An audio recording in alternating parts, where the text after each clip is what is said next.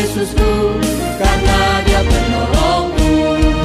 Takkan ku lelah sekolah tiap hari, takkan ku lengah belajar tiap kali, sebab ku tahu ku sanggup melakukan karena Yesus penolongku.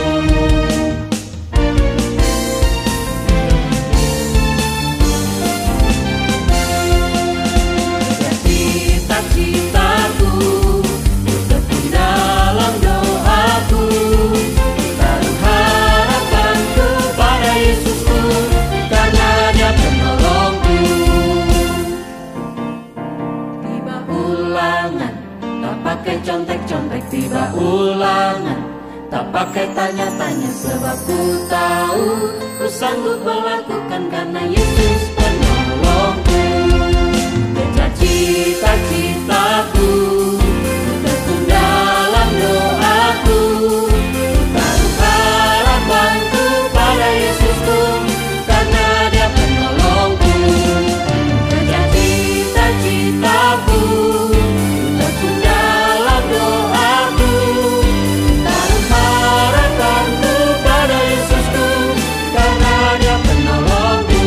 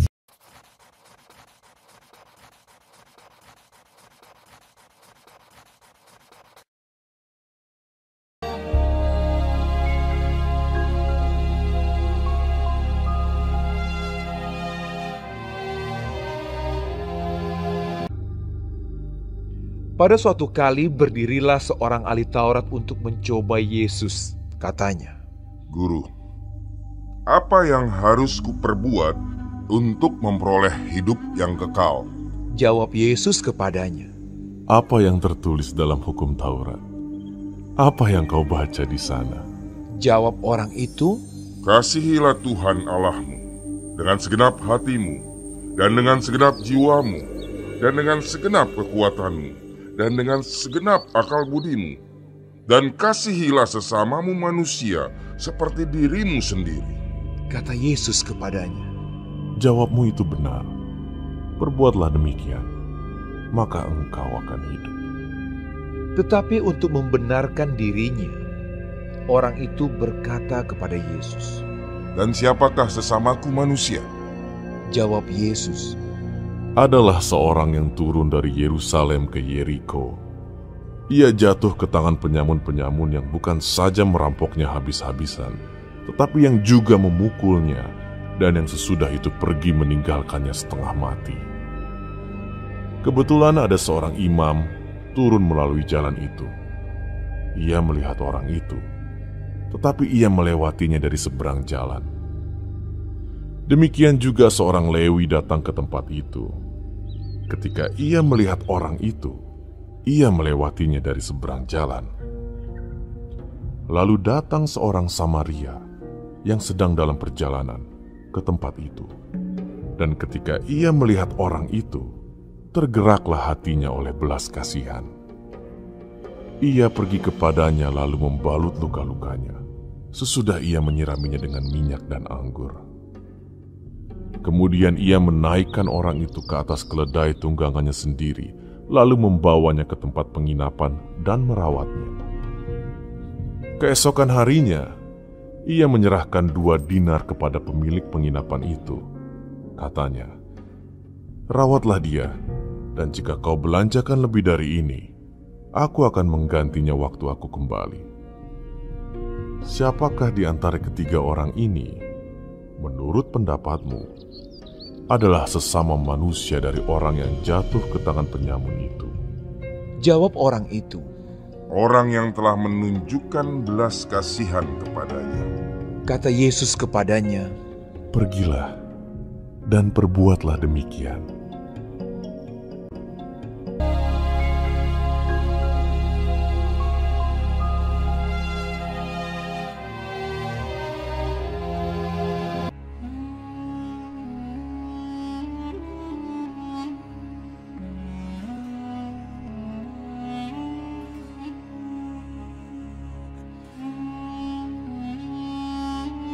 Waktu Yesus sedang lewat, ia melihat seorang yang buta sejak lahirnya. Murid-muridnya bertanya kepadanya, "Rabi, siapakah yang berbuat dosa? Orang ini sendiri atau orang tuanya, sehingga ia dilahirkan buta?" Jawab Yesus, "Bukan dia, dan bukan juga orang tuanya. Tetapi karena pekerjaan-pekerjaan Allah harus dinyatakan di dalam dia. Kita harus mengerjakan pekerjaan Dia yang mengutus aku selama masih siang. Akan datang malam, di mana tidak ada seorang pun yang dapat bekerja. Selama aku di dalam dunia, akulah terang dunia." Setelah ia mengatakan semuanya itu, ia meludah ke tanah dan mengaduk ludahnya itu dengan tanah, lalu mengoleskannya pada mata orang buta tadi, dan berkata kepadanya, "Pergilah, basuhlah dirimu dalam kolam Siloam." Siloam artinya yang diutus. Maka pergilah orang itu, ia membasuh dirinya. "Aku dapat melihat!"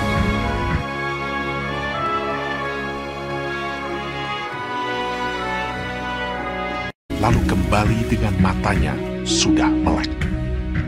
Tetapi tetangga-tetangganya dan mereka yang dahulu mengenalnya sebagai pengemis berkata, "Bukankah dia ini yang selalu mengemis?" "Benar, dialah ini." "Bukan, tetapi ia serupa dengan dia." Orang itu sendiri berkata, "Benar, akulah itu." Orang-orang Farisi pun bertanya kepadanya bagaimana matanya menjadi melek. Jawabnya, "Ia mengoleskan adukan tanah pada mataku. Lalu aku membasuh diriku, dan sekarang aku dapat melihat." Ia adalah seorang nabi. Dari dahulu sampai sekarang tidak pernah terdengar bahwa ada orang yang memelekkan mata orang yang lahir buta. Jikalau orang itu tidak datang dari Allah, ia tidak dapat berbuat apa-apa. Maka kata sebagian orang-orang Farisi itu, "Orang ini tidak datang dari Allah, sebab ia tidak memelihara hari Sabat." Bagaimanakah seorang berdosa dapat membuat mukjizat yang demikian? Maka timbullah pertentangan di antara mereka. Lalu mereka mengusir dia keluar. Yesus mendengar bahwa ia telah diusir keluar oleh mereka. Kemudian ia bertemu dengan dia dan berkata, "Percayakah engkau kepada Anak Manusia?" Jawabnya, "Siapakah dia, Tuhan, supaya aku percaya kepadanya?" Kata Yesus kepadanya, "Engkau bukan saja melihat dia, tetapi dia yang sedang berkata-kata dengan engkau. Dialah itu." Katanya, "Aku percaya, Tuhan." Lalu ia sujud menyembahnya. Kata Yesus, "Aku datang ke dalam dunia untuk menghakimi, supaya barang siapa yang tidak melihat, dapat melihat. Dan supaya barang siapa yang dapat melihat, menjadi buta." Kata-kata itu didengar oleh beberapa orang Farisi yang berada di situ, dan mereka berkata kepadanya, "Apakah itu berarti bahwa kami juga buta?" Jawab Yesus kepada mereka, "Sekiranya kamu buta, kamu tidak berdosa. Tetapi karena kamu berkata, 'Kami melihat,' maka tetaplah dosamu."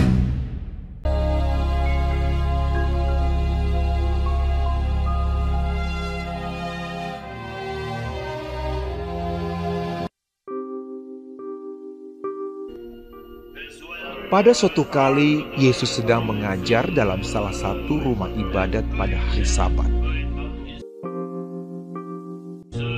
Di situ ada seorang perempuan yang telah 18 tahun dirasuk roh sehingga ia sakit sampai bungkuk punggungnya dan tidak dapat berdiri lagi dengan tegak.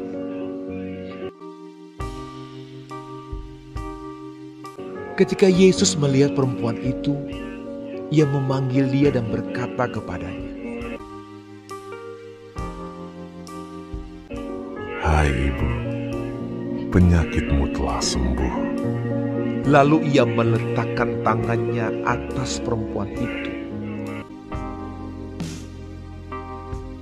Dan seketika itu juga berdirilah perempuan itu dan memuliakan Allah.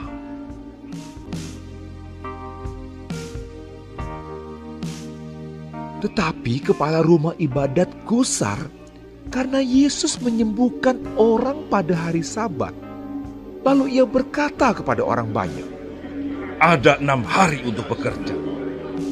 Karena itu, datanglah pada salah satu hari itu untuk disembuhkan, dan jangan pada hari Sabat." Tetapi Tuhan menjawab dia. Katanya, "Hai orang-orang munafik, bukankah setiap orang di antaramu melepaskan lembunya atau keledainya pada hari Sabat dari kandangnya dan membawanya ke tempat minuman?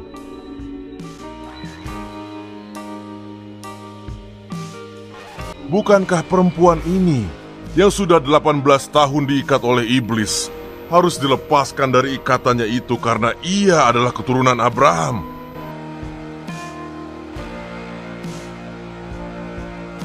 Dan waktu ia berkata demikian, semua lawannya merasa malu. Dan semua orang banyak bersuka cita karena segala perkara mulia yang telah dilakukannya.